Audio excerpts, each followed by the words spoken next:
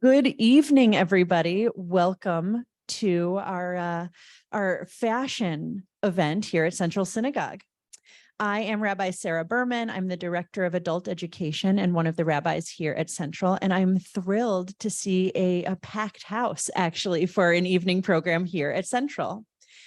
I'm not at all surprised that so many of you have turned up tonight because our speaker is, it's such an honor to host her this evening. Dr. Hasia Diner, who is the recently retired Paul and Sylvia Steinberg Professor of American Jewish History from NYU, is working on a project for Central Synagogue that she will be back to talk about in the coming months about our own history. But tonight she's here to talk to us about one of her areas of research and expertise, which is about Jews in the garment industry and fashion industry and how we shaped the industry and how the industry shaped us. So Dr. Diner, without further ado, you told me short introduction. That was short. We are thrilled to have you. Dr. Diner is going to speak for about 50 minutes and then take some questions at the end. So start thinking about your questions as we go. Thank you so much for being here.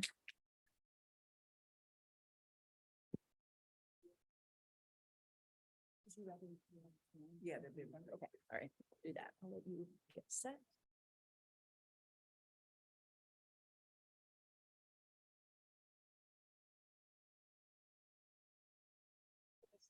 The microphone. Oh, here it's already fixed. I was going to say, I have never given a talk in which I spent more time worrying about what I was going to wear, since this is about fashion. And then I realized I still have to wear what I usually wear, which is definitely not fashion. But thank you so much for inviting me. And I think it's just really an amazing project that you may be launching on this incredible aspect of Jewish and American Jewish history. And so I'm really honored to be kind of rolling this out. And I'm obviously honored to be writing the history with under Amy's guidance on the sermons of, since almost a century at Central Synagogue. So let me begin. So whether it was Shakespeare or Erasmus or maybe Mark Twain, it really doesn't matter who first declared that clothes make the man. For our purposes tonight, I want to rephrase that and say clothes made Jewish history. Certainly a fascinating discussion could be in the offing about what Jews wore, okay, but not tonight. And rather what I want to explore is how Jews made clothes and how their occupation and preoccupation with the making and selling of clothes made them. How, particularly in the context of the experience of Jews in the United States, did their involvement in the designing, fabricating, and marketing of clothes for men and for women shape their economic, political, and communal lives? How did their thick clustering in the field of clothing come about? How did that concentration make them different than their neighbors, their non-Jewish neighbors? And how did it, however, provide a bridge between them and their neighbors? So this is not just an American Jewish story. It goes much deeper and much further in time and space. Studies of Jewish occupations in going back to the Middle Ages attest to the concentration of Jews in the sewing and marketing of garments. It's often explained by the portability of the needle and thread. That is, as Jews migrated from one place to another, whether voluntary migrations in search of better opportunities, or if they were fleeing persecution and expulsion, sewing made a fine opportunity for them as they went from this place to that place and then to another place. Wherever they went, all they had to do is take their needles and thread with them, their human capital, that is what they knew, the experiences they had, and reestablish themselves in some new home. They came to a new place. Jews from the Rhineland began to migrate to what is now Poland in about the year 1000. And well, they had to learn new languages. They had to learn new tastes, what colors, what kinds of fabrics, What kinds of clothing did men wear? Did women wear? What was the seasonality? What did they wear for holidays? What did they wear at holy time? And so on. All of this could be picked up pretty quickly as they made those movements from a seemingly endless array of places, from and to a seemingly endless array of places. In a way, we might say clothing made the Jewish diaspora, and the Jewish diaspora was built on clothing. So let me just give one example. Enterprising Sephardic Jewish merchants in the 15th and 16th century living in Amsterdam, in the 15th and 16th century living in Amsterdam, could rely on their family and communal networks of Jews, those still in Spain, Jews in North Africa, in the Ottoman Empire, on the Italian Peninsula, the Far East, and by the 16th century in the Americas, to sell them a tremendous range of new fabrics and dyes and import them to the Netherlands and beyond, and get those the cloth from these exotic places into the hands of their less well-off Jewish communal members, who would then transform those exotic goods into shirts and pants and headpieces and dresses that they would then go on the bodies of their non-Jewish neighbors, as well as the wealthy Jews. Much of the wealth that supported Jewish community in Amsterdam, but so many other places, the synagogues and the charities and the schools, actually came from the profits that were reaped from the silks and the furs and the satins and the indigos and the exotic blues and the exotic reds that had been brought by Jewish merchants from other Jewish merchants in far-flung places. Likewise, even again, medieval sources tell us of primarily poor Ashkenazi Jews who traversed city streets all over Central Europe, Ashkenaz, gathering up rags and bits and pieces of cloth discarded in the garbage, left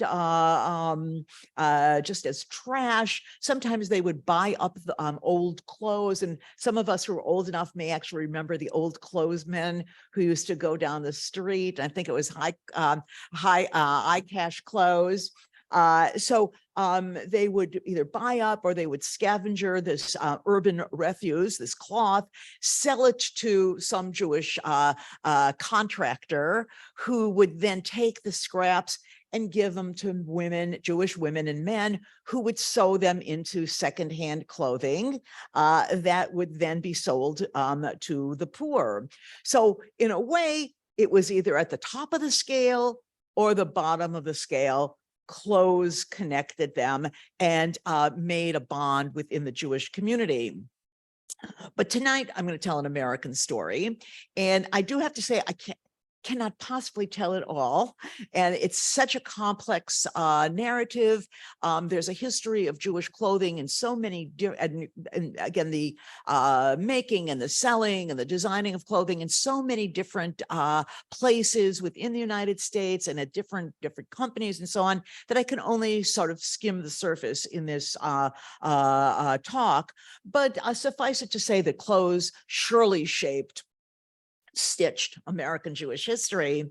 Over the course of the century, from 1820 through the middle of the 1920s, the great century of Jewish migration, the clothing industry, the making of clothing, propelled the migration of about 1/3 of Europe's Jews from the other side of the Atlantic to this one. And it was clothes that was the draw.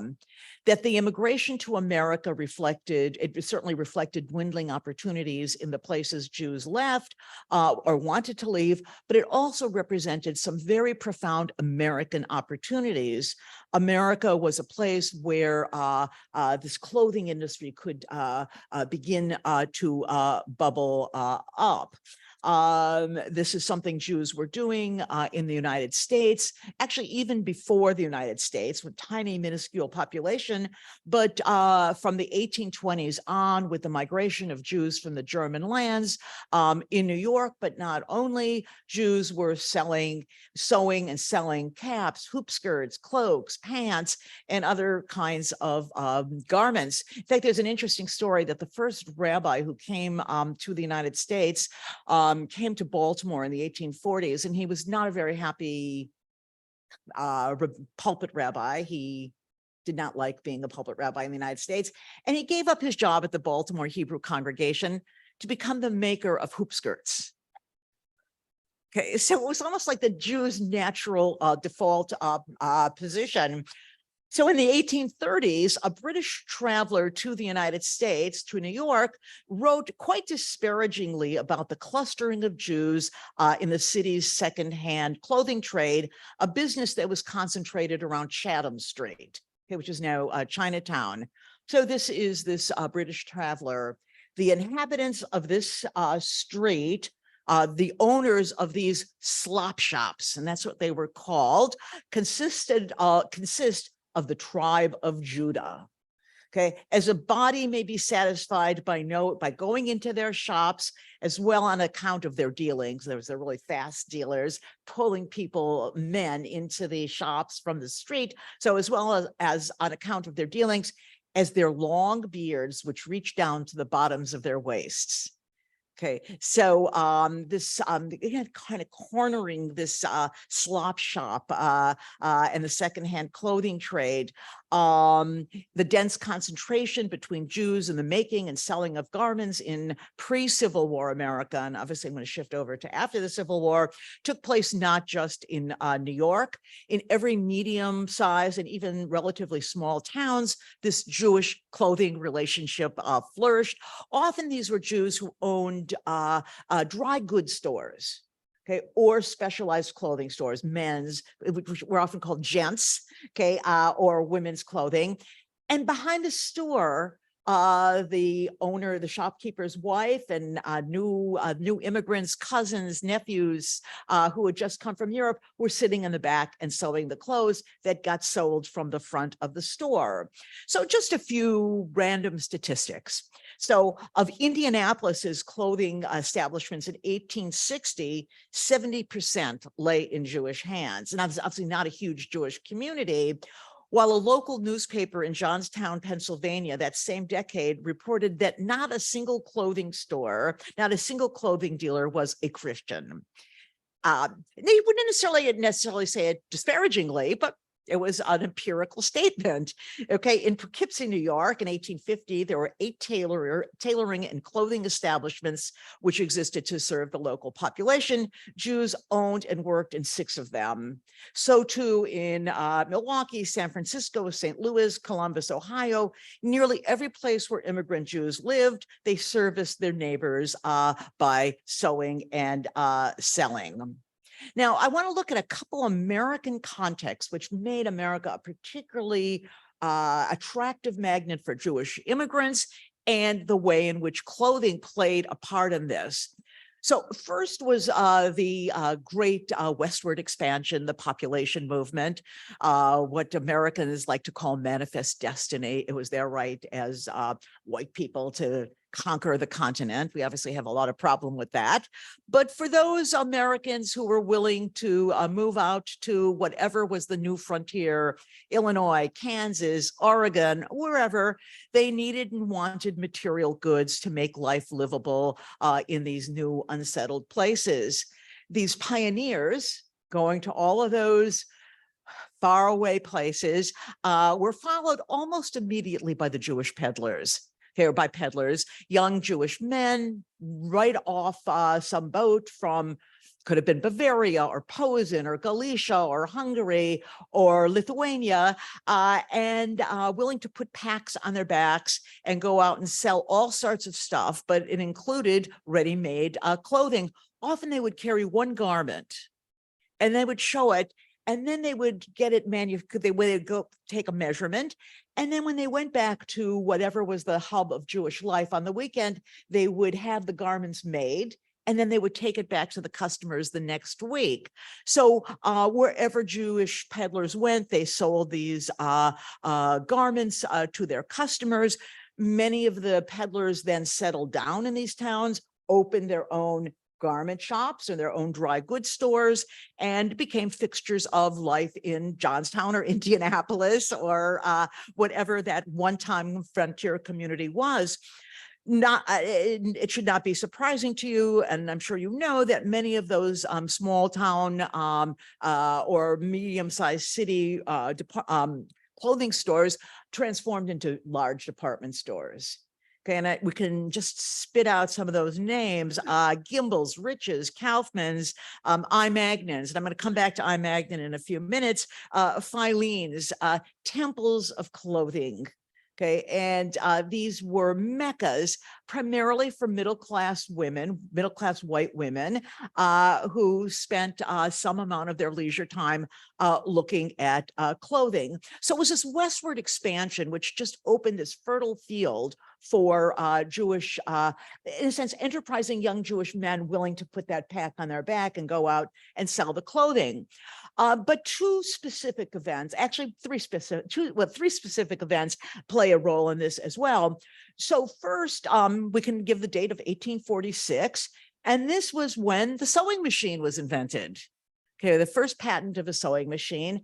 It dramatically increased the speed at which garments could be sewn. A tailor could buy a sewing machine, hire a few workers, or dragoon his family members to work with him, and vastly expand the number of dresses and other garments he could make. The New York Tribune in 1859 offered an incredible piece of prophecy. The needle will soon be consigned to oblivion, like the wheel, the loom, and the knitting needles. The working woman will now work fewer hours, receive greater remuneration. People will dress better, change oftener, and altogether grow better looking. Okay, notably, by the way, before the, again, expansion of the mass production of garments, most people owned very few items of clothing. There might be a dress and maybe a dress for church on Sunday. Men wore the same shirt day after day after day, and what they removed were the collars and the cuffs. And so the sewing of those collars and cuffs was a really important industry, but they wore the same shirt. So this New York Tribune article was pretty clear. They're going to change more often. Okay, because I mean, who does that any longer? So the invention of the sewing machine was really pivotal. The Civil War followed shortly upon the invention of the sewing machine, and the need for uniforms transformed small stores, which had previously hand-produced garments, again, in the back, sold in the front, into workshops and proto-factories churning out clothes for soldiers. Given the volume of production and the demand, manufacturers, in fact, came up for the first time with the size. Okay, and once the size is in place, it changed the way clothes could be made and could be sold. Jewish merchants saw the opportunity that the Civil War generated in this field, and this further galvanized this Jewish garment making relationship. So Henry Mack actually was an important figure in the early reform movement. He lived in Cincinnati, had been a small scale tailor in Cincinnati before the war. And through political dealings, he received some really generous contracts for uniforms. Okay, he also was served on the Hamilton County Military Committee, which was essentially the draft board for that county. Created a certain amount of animosity that here he was a war profiteer. Okay, and the fact that he was a Jew did not go unnoticed. So this Jewish merchant now gets this huge commission for sewing uniforms, and he's on the draft board. Okay, so we have the westward expansion, the invention of the sewing machine, the Civil War, and just going to add one more item, one more element to this revolution, and this is essentially generated in the 1870s, which is when the American garment industry takes off and the Jewish migration, the mass migration from Eastern Europe. At that moment, again, by the 1870s, the American-born daughters of immigrants, as well as young women of longstanding American duration, began in sizable number to work outside the home for some years after leaving school, but before marriage. So as they had a number of years that they were working, they worked in factories, they worked in the newly emerging department stores, some of them taught school, others mastered the era's other new piece of technology, the typewriter, and they created the modern office in the emerging corporate bureaucracies. Regardless of where they worked, the women, for one thing, they needed clothes, and they also now had a little cash in their own pockets to be able to spend on themselves. Clean and stylish clothing announced their respectability. And since they were no longer sitting at home sewing garments with their moms, they play an important role in shaping the American garment industry. In a sense, ancillary development of the advertising industry and the expansion of print newspapers and magazines, colored magazines, where big pictures and advertisements were really sharply defined, whetted the appetite, stimulated the taste for fashion, and whetted the appetites of young women for even more new and stylish clothing. Why should I wear something I wore last year? Okay, and all of this needed more clothes, and the manufacturing of clothing became big business. New York emerged as the center of that industry, although Chicago, Boston, Baltimore, Cincinnati, Rochester, Cleveland, and a number of other interior cities also produced clothing at a dizzying pace. But New York overshadowed them all. By 1910, it produced 70% of the nation's clothing for women and 40% for men. And in a sense, men's clothing was less important because men didn't change their styles as often as women did and didn't buy as many items. New York was also the center of the American publishing industry. And so the dozens of magazines coming out of New York really emphasized fashion and style. It created a New York look, okay, which could then be adapted in Kansas City or Topeka or Walla Walla, Washington. It was the destination for the East European Jewish migration of 2.5 million men and women. So let me just say something about that, how the industry functioned. Until about 1910, maybe a few years before, most of the garment making was done in apartment workshops, which we know as sweatshops.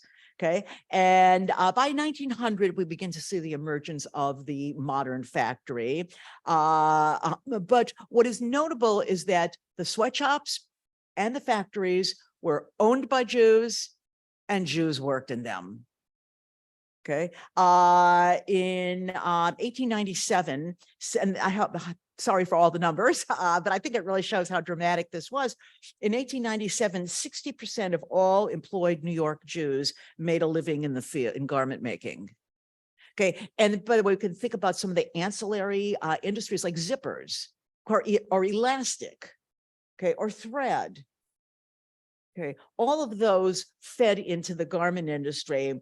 75% of all workers in New York's garment industry were Jewish in 1897. So the marriage, as it were, between Jews and garment making was really clear. Now, I've already alluded to this, but one of the most interesting and I think important characteristics of the garment industry was the fact that Jews were the employees and Jews were the employers. Made it for a very different kind of work situation than most immigrant workers found when they came to America. Most of the employers, most of the owners of the sweatshops and the early garment factories were in fact themselves relatively new Jewish immigrants. Certainly, I think we all know the story of the tragic Triangle Shirtwaist Fire. And the owners, Harris and Blank, had been Jewish immigrants from Lithuania, and they started out as garment workers. I mean, they started out as sweatshop workers. So as a field, what's notable about garment making is it took very little capital. Okay, to open a sweatshop just required an apartment. Okay, and the workers actually carried their own sewing machines with them. They usually, in the early years, they had to bring their own thread. They had to bring their own scissors. Okay, and the family of the boss lived in that apartment. So in the morning, they would push to the side all the furniture, the beds, whatever, bring out the work tables, bring out the irons, and the workers would come with their machines. They would do their work and then go home at the end of the day. So there were contractors involved, also Jews, who would bring the cloth to the sweatshop, and in that apartment would be machine operators, finishers, pocket makers, basters, button sewers, buttonhole makers, and the pressers. The contractor worked in the same space and at the same parts of the operation as the workers. Many of these sweatshop owners then became the owners of factories. Okay, they saved enough. Okay, they were able to do that. So another characteristic that made garment making a particularly interesting a place in shaping of Jewish history is that it was a field in which women and men worked side by side. There were certain jobs that only men did. Only men were the cutters, only men were the pressers, but the sewing machine operators were men and women. I think this plays a very important role in stimulating the gender consciousness of the Jewish women who become very important and avid labor organizers, because often they're sitting next to a man who doesn't sew any better than they do, doesn't sew any faster, any more carefully, but he makes more money for doing the same work. Okay, and even when the operations moved into factories, the women saw that the male sewing machine operators were having opportunities for promotion. They weren't. The male sewing machine operators were not suffering from sexual harassment. The women were, and the men made more money for doing the same kind of work. But the fact that women had an important role in this industry shaped actually the nature of the Jewish migration. So when married Jewish men from Eastern Europe were coming to the United States, they often brought their oldest children with them. So be the father and the oldest children would come to America first. They would work. You could see the statistics. They worked in the garment industry, and when they had saved enough, they could bring over the wife and the younger children. But I very decidedly said children, not sons. Okay, in many other immigrant groups, it was married men who brought their sons. In this case, it was married men who brought their oldest children. And if the oldest children were girls, they came too. And they could, just like the young man, sit at a machine and make a living and add to the coffers of the family. So Jews dominated the field from top to bottom, from the manufacturers to the contractors to the laborers. They were all Jews. This, I think, really was an important factor in shaping the way in which Jews, both the employers and the employees, made a sense of what their experience was in America and what they were coming as permanent immigrants. And this has a very important influence on the creation of the Jewish labor unions, particularly the International Ladies Garment Workers Union in 1900, the laborers who sewed women's clothing, and then in 1914, the Amalgamated Clothing Workers Union, which was founded in Chicago Chicago, which made men's clothing. I also want to note, since so many of you are designers, that these factories began pretty early to tap some of the more skilled workers to participate in the process of designing clothing. It was a cutthroat business. Okay, there were tremendous competition, many, many small manufacturers, and who could make a slightly better shirtwaist?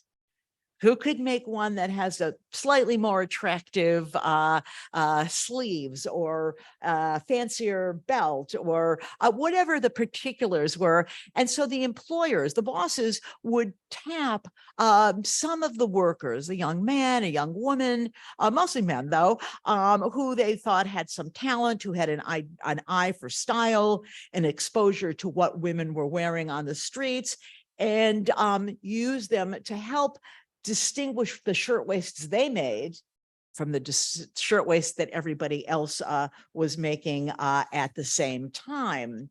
So the garment industry is what brought Jews in. Okay, and it's no accident that of all the immigrant groups that came to the United States, the Jews had the single most heavy concentration in garment making, and the single most, we might almost say, monomaniacal attraction to New York.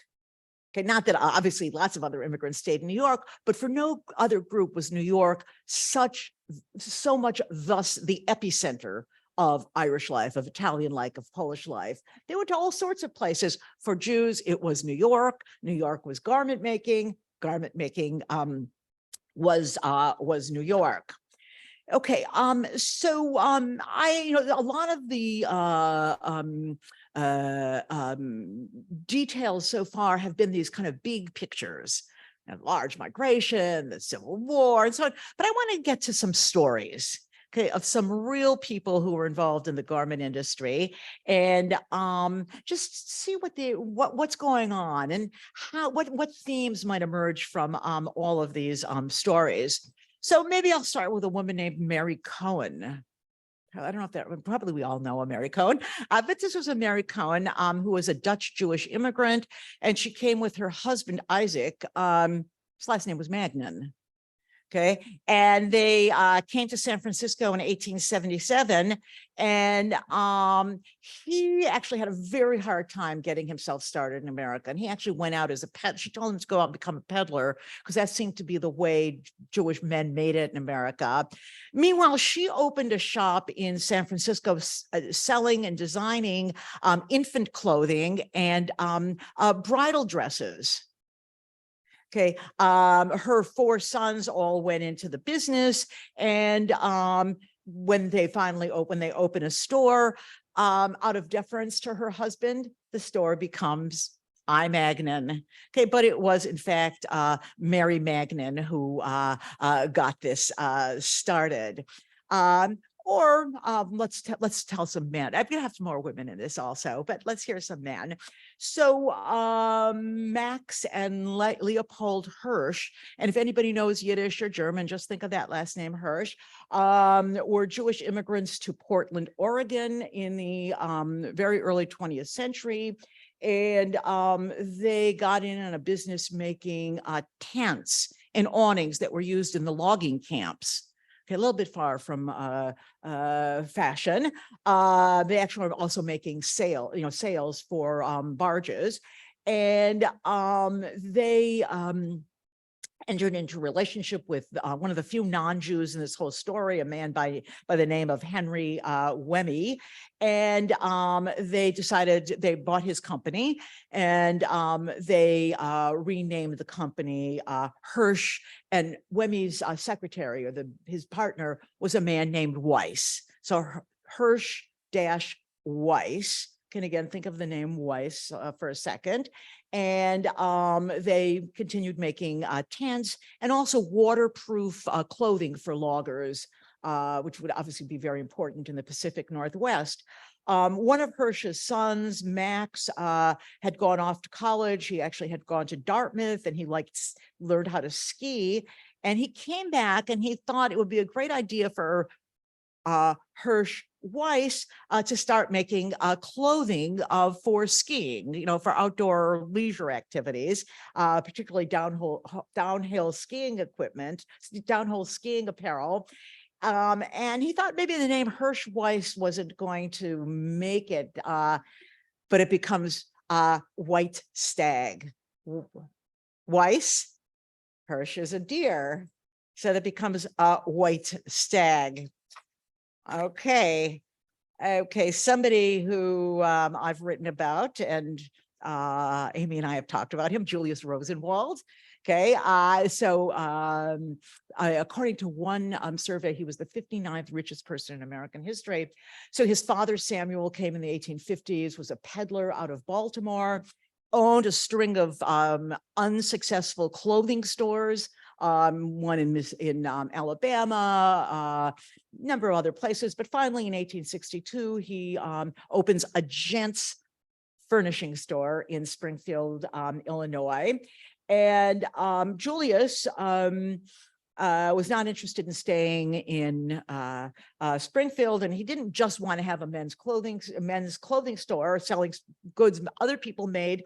So he tried to open a factory making men's seersucker suits in Chicago. Okay, now Chicago has a pretty short summer. It didn't seem like a very good, but on a tip from somebody else, using a loan from a number of his cousins, he bought into a failing mail order store called Sears and Roebuck. Okay, so Julius Rosenwald, who became one of the greatest philanthropists in American history, and it really shaped American Jewish life, was in a sense the child of the garment world. From his father's, the goods his father had on his back, to the men's stuff, so the shirts and ties and handkerchiefs sold in Springfield, to the seersucker suits, he ends up being Julius Rosenwald. Okay, here's another name I bet you don't know, Lena Himmelstein, but you're going to know her name later on. She was the daughter of Lithuanian Jewish refugees. Her parents died when she was very young. She was living in Harlem, and her husband died, and her husband's last name was Bryant, changed it from Bryant, so she's Lena Bryant. And she and her young son, she supported herself and her young son as a dressmaker. She borrowed $300 from her brother-in-law, and the banker, she went to a bank for a loan, and the banker misspelled her name Lena, but maybe he was slightly dyslexic, and it became Lane Bryant. And that is how she got started. That's how she got the name. She rented a small storefront on Fifth Avenue when she lived behind the store, and she hung the garments she was sewing from the gas fixtures in her apartment. She asked by one of her pregnant customers to design something that was presentable but comfortable to wear in public. She created a skirt with an elastic waistband and accordion pleated bottom part of the skirt. And this was the first commercially made maternity dress in, if not world history, certainly in American history. It was welcomed by middle-class women, but also poorer pregnant women who had to work and needed something comfortable to go to their place of employment. So this became very successful business. But during World War I, she hit upon something else, kind of improvised. Something else grabbed her as a niche that she could fulfill. She recognized that there were no manufacturers who made clothing for larger sized women. After measuring 4,500 of her customers, okay, as well as gathering information from 200,000 other women, it was obvious there was a need for clothing that could be comfortably and attractively worn by women of all sizes. And so she invents the plus size industry, and Lane Bryant becomes one of the most recognized names in American marketing. Okay, again, I'll just throw out a few more. They're not in any order, but they were just stories that struck me as just really rich. Nettie Rosencrantz. No, okay. So she was born in Austria, in Galicia in 1890. Her family came to America that when she was very young, also lived in Harlem. She married a man named, her name was Rosencrantz, and she married Samuel Rosenstein. And he ran a women's underwear business. Okay, and again, you see a lot of these family connections. And so she began dressmaking as a home business. She was actually approached by the I. Magnin department store in 1919 to buy up, to sell her clothes. And she, by 1921, had an establishment with 21 employees. She started copying French designs and established a real name for herself in a kind of high end, but high middle end of the field.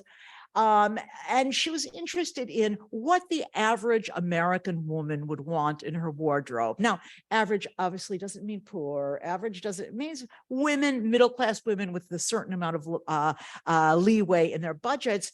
And one of the dresses, or one of the items she designed was, and it was her words, the little black dress. Okay, so that this was something that a woman could wear to an evening event. It was not a formal dress wear, but it was literally the little black dress. Okay, certainly a fixture of American women's fashion in the 20th century. Okay, I'm just going to have one or two more, and I'm going to then talk about what these all might have in common and try to wrap it up and then get your questions. So this is back actually to an earlier period. Hart, Schaffner and Marks, which was a big Chicago firm, opened as a small men's clothing store in Chicago's South State Street. And its claim to fame was the Great Globe one price clothier. So all suits were the same price. Okay, so you didn't have to sit there and kind of embarrass yourself by looking at the price tag. Okay, and say, well, I can't have that one. That's beyond my means. And he eventually they have a large factory that produces one of the enormous number of suits that was sold throughout the Midwest and the South. They get, and again, this is the second time this has come up, an enormous contract during World War I for uniforms. They were, by the way, very close with Julius Rosenwald. And Julius Rosenwald served President Wilson in war manufacturing. So you see all these communal ties that link them. Well, in the 1880s and 1890s, long before World War I, Hart, Schaffner and Marks decided that they needed to also address men who were of larger size. And so for the first time, there were commercially made suits for stout and slim men. And they noticed we're not all the same. Okay, and maybe this will be my last story, but one could go on. And I should say that yesterday I received an email from somebody in New Mexico, and I don't know if he's on the live stream, but he said I should talk about the role of Jews in the fashioning of Western wear. And he claims that that was a really important Jewish niche in the Southwest. Okay, I never heard of that. And so I said I couldn't talk about it because I didn't know anything. But let's end with this. Stanley Herman was born in the Bronx, then grew up in Passaic, New Jersey in the 1930s. He attended the College of Design, Architecture, Art, and Planning at the University of Cincinnati, graduated in 1950. And he comes to New York to work in the fashion industry. He worked in a number of Broadway theaters, designing at night, working in Broadway theater at night, designing for other companies during the day. And he launched his own collection, which Women's Wear Daily in 1952 called an unqualified success, becoming the head designer of something called Mr. Mort's on 7th Avenue. He first designed the first uniform for the president of Avis Car Rental.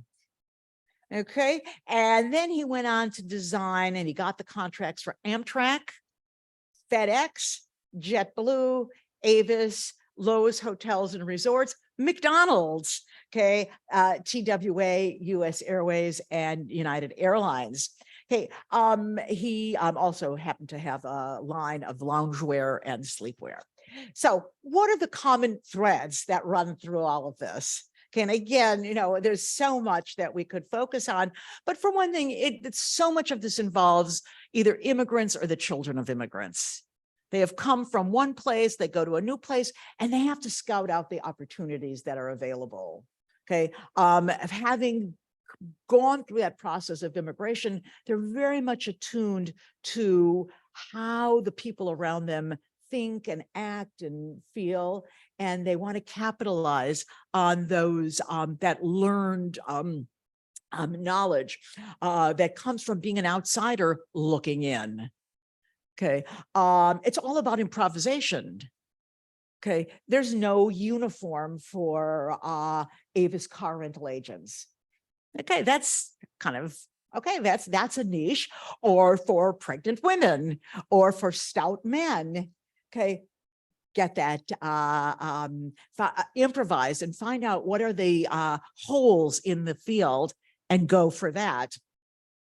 It's a lot of mobility, moving from the lowest end, because we could have also, by the way, talked about Jewish street peddlers who never got beyond street peddler. Okay, very few of them make this meteoric rise. Many of them stay in the bottom, but some of them had this meteoric rise from, again, Samuel Rosenwald, who's an impoverished peddler from Franconia, who can't manage to keep a men's clothing store afloat in Tuscaloosa, Alabama. Okay, and he got his goods from his brother-in-laws, who were wholesalers, to Julius Rosenwald, who has becomes this incredible figure. It's all about Jewish networks. Jews turn to each other for employment, for capital, for contacts.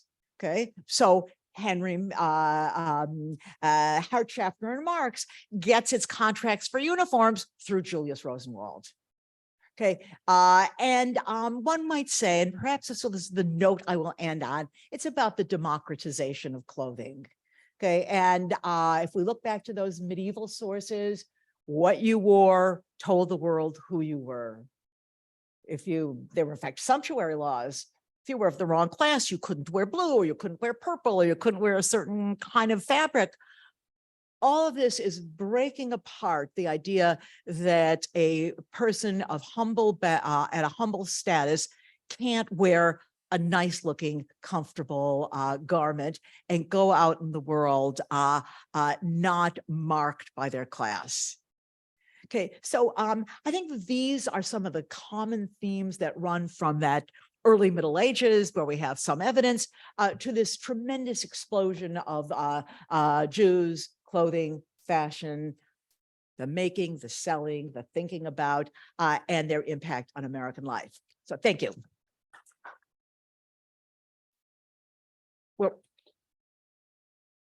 Thank you so much. So I'll pull this down now so we can see a little more of your fashion program outfit. We have folks who have joined us online, and we have folks here in the room. The first question comes from somebody who I believe left already. And it's about the end of the Jewish fashion industry of the Lower East Side. What contributed to that? Where did it go? And anything else that you might want to add about that? Great. Well, so the Jewish fashion industry, or the Jewish garment industry of the Lower East Side, left for a couple of reasons. For one thing, Jews left the Lower East Side. Okay, that is their departure from the neighborhood ended that warren of dozens and if I say hundreds of small shops that dotted the streets. They just weren't there any longer. Secondly, and I'm assuming this is what the question meant, the sweatshops and the small factories left because the state of New York and eventually the government of the United States began to impose restrictions on how you could work and where you could work. And indeed, one of the most important transformations after the Triangle Fire, although that was certainly not Lower East Side, was that New York created a factory inspection, a system of factory inspection, because people aren't allowed to work in these kinds of places. They banned sweatshops, which we know there were always underground sweatshops, and they didn't go. The prospects for the Lower East Side garment world was an immigrant world. And when Jews ceased to be immigrants, that wasn't where they were seeking their fortunes. And the daughters and sons of those garment workers, or of Lower East Side garment workers, became school teachers and social workers and rabbis and doctors and lawyers, and operated in business at much higher, much more substantial realm.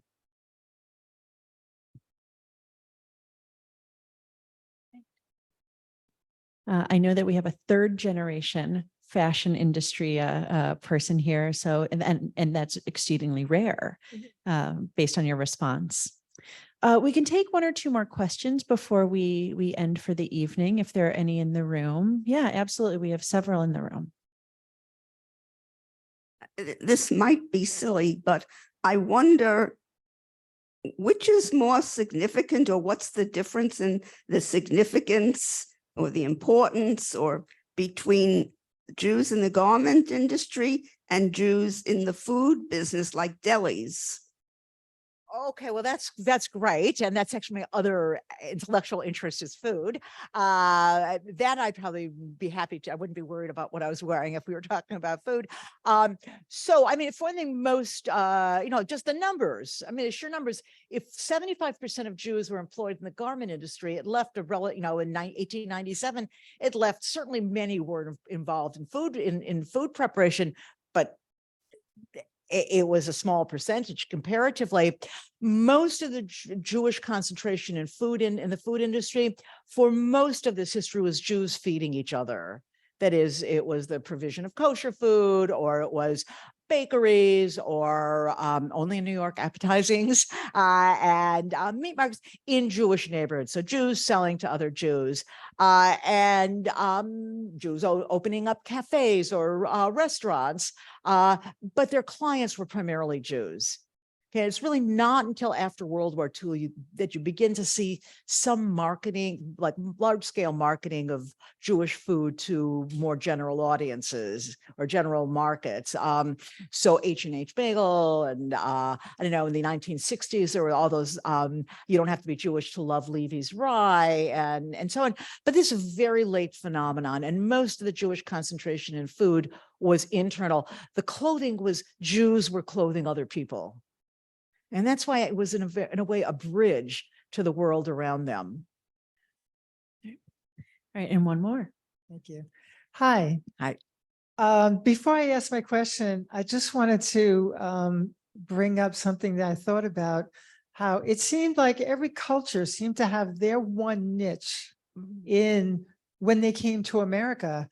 And yet the Jews seemed to master so many niches: fashion, music, film, and food, delis, and all of these. And it's really nice how we spread out like that. So the 77% who were in New York working in the fashion center, everybody else was working in food, film, and music, or developed in that way or someplace else, which was really nice to know that for such a small population, we had such an effect on American history and American growth. My question is, there's another story that occurred to me when you talk about the gold rush and blue jeans. Levi Strauss, right. So do you have a story about that? Oh, I mean, yes. Obviously, I purposely didn't include that because I thought everybody would know that story. But it's really, again, amazing. I mean, he had brothers who are already living in America, and he comes to New York, and they suggest to him that he go off to San Francisco and make his living there. And, he's one of those peddlers. I mean, he goes out to the miners and he's selling them all sorts of, pots and pans and, whatever they need while they're out on the gold fields.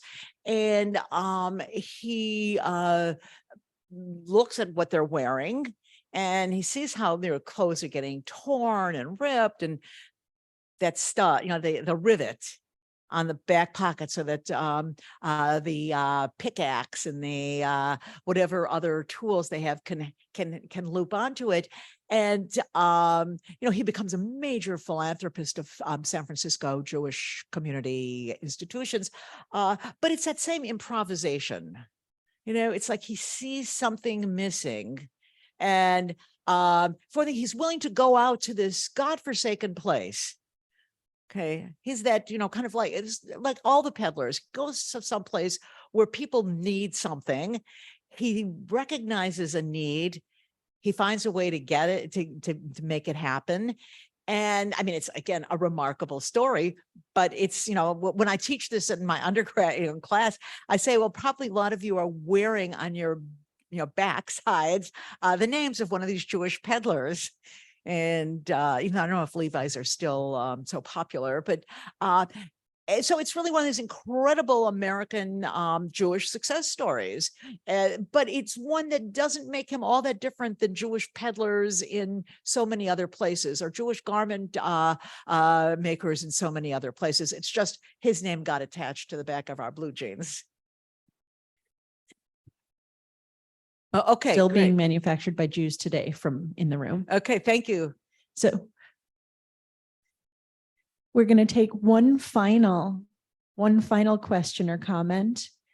You have to wait until you have the microphone so that our 140 I'm not people familiar with joining that. us online can hear you. I was just going to say that I know the Jews were very big in the garment industry. They also changed the garment industry, and they went to China, Mhm. and they left New York. Right.